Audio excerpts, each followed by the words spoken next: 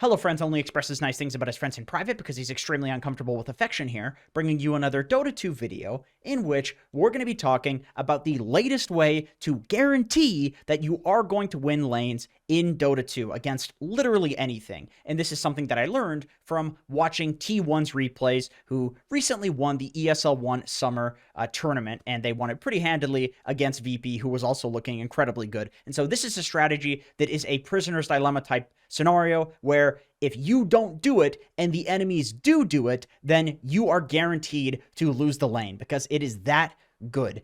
Okay, so here we are in the very first game of VP versus T1, and we're going to be taking a look at Zephyr's player perspective, but this is something that both Whitemon and Zephyr do, and they will do it in both side lanes, not just the offlane.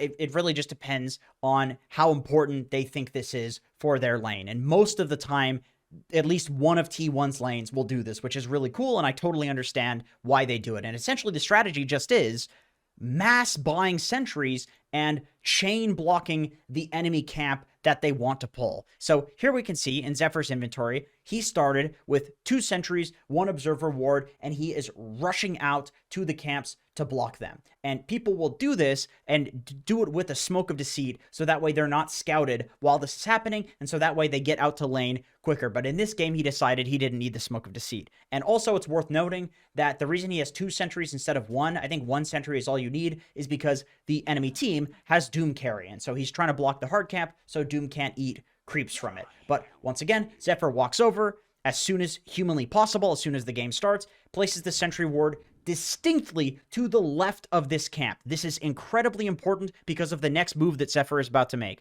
So he walks over and he places a scouting ward that is going to see, it's going to see this pull happening if it does ever get off. But with that being said, if we click on the sentry range of this, we can see that you would have to place a sentry ward directly here, get this right on the edge of it, and still you're not going to see this ward. So what that means is 1 sentry is not going to deward both of these things, and worst case scenario, Zephyr has control of this camp somehow. Either it's blocked because of this sentry ward, or he has vision of it because of this ward. Zephyr grabs a rune. Typical stuff so far, and what happens next is very important. Immediately on the courier, Zephyr sends out a salve and a sentry ward. The salve, that's a totally different thing. I mean, that's a good concept on its own, overbuying regen. What he's doing is he knows that with this sentry ward in the camp, what's going to happen is this guy right here is going to walk over and deward it, whether he sees that it's blocked and then he dewards it, or he just guesses and he dewards it. In any case, there's going to be a sentry left on this camp, an enemy sentry.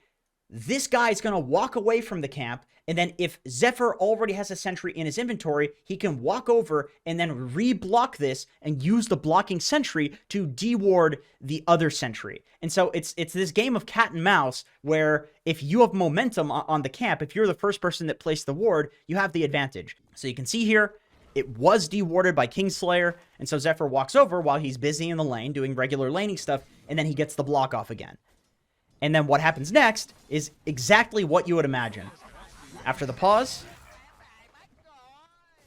we will see on the courier, look at that, another sentry ward, because it's the exact same scenario where he wants to make sure that when this camp gets dewarded, he has a sentry to deward the deward and also block. And he rinses and repeats this until like 5 minutes. Zephyr sends sentry after sentry after sentry on the courier, and sometimes he'll send a little bit of regen with it, sometimes he'll send other items with it, but he always sends out sentries on the courier. So all of this is fine and dandy. Making sure that the enemy team does not have a camp to pull the lane back is great, but there is a next step to this strategy that makes it truly busted, and I think is a very big reason why T1 looks so good as a team, and a lot of teams are copying this exact thing. So the reason that you block this camp and chain block it with sentries is because that way the enemy support cannot pull the lane back using this neutral camp. Now, why is it important to not be able to pull the lane back using this neutral camp? Well, generally, it's good because that means that the lane equilibrium will be in front of your tower, and so it's safe for your offlaner to farm. But not only is it safer for the offlaner, that also means that it frees up the support to go do something else. And you know what else is incredibly broken on this current patch? Stacking. Stacking has been buffed over and over again until the point where it is way too strong. And so what Zephyr does in almost every game is he gets the lane into a comfortable place for Cuckoo. He does this chain blocking thing where he guarantees that the lane is not going to be pulled back into an unsafe location. And then Zephyr walks over and he stacks the triangle. Sometimes I've even watched him wait for an entire minute to do this. So you can see he stacks a triangle, picks up a rune. If the rune was not important, if the rune was already dealt with by the Venomancer, or they just didn't think that it was super necessary to go grab that, he would have stacked the Ancients as well. And once again, this is something that T1 does in almost every single game. So this is obviously a dank pro strat because T1 won ESL, so that's kind of a given. But does this work in pubs? I've been doing this, I've been testing it out, and I could say 100%.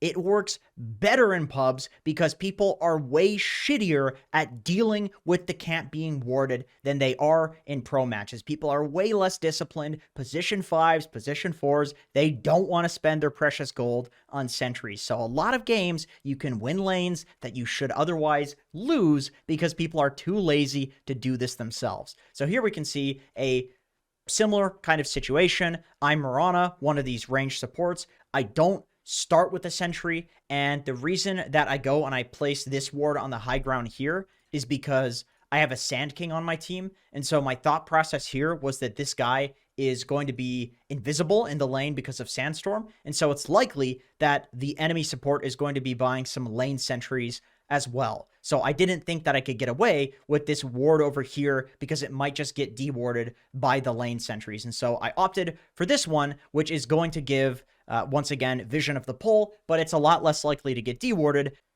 And I will speed the game up so you can see what I buy with my gold that I get from bounties. But you can probably guess I did indeed buy not one, but 2 sentries. And the reason I bought 2 is because I didn't have enough gold with these starting items. I wanted to build these earn components. I didn't have enough gold to start with 2 sentries. And I figured, no big deal. I can send them out on the courier. And so, laning just like normal. Everything's fine. I see that the camp is about to spawn. I walk over, place the sentry ward.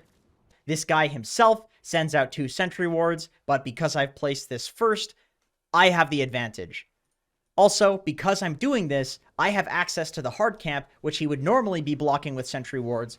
So I'm able to snipe his courier because of this nice lane ward here, or this nice ward that is scouting the pull. My dude places a very greedy sentry ward over here, so my sentry behind the tree is able to scout this one out while I kill it, and then I get the placement on this one, and now he has to send a sentry ward out, but because I killed his courier, it's literally impossible. So, typical laning stuff, but we have access to a camp, and they don't. So, I will show you the results of this. So here we have the final net worths at about 10 minutes into the game, where all is said and done, the laning stage is over. Sand King, higher than Luna Carry, who is an incredibly quick hero at farming. Terrorblade Carry, also Sand King is higher than him in terms of net worth, and Terrorblade is a very fast hero at farming. So if you're a Sand King, you're very happy with this. The hero is incredibly weak between levels 1 through 3. Hello, I'm outroing now.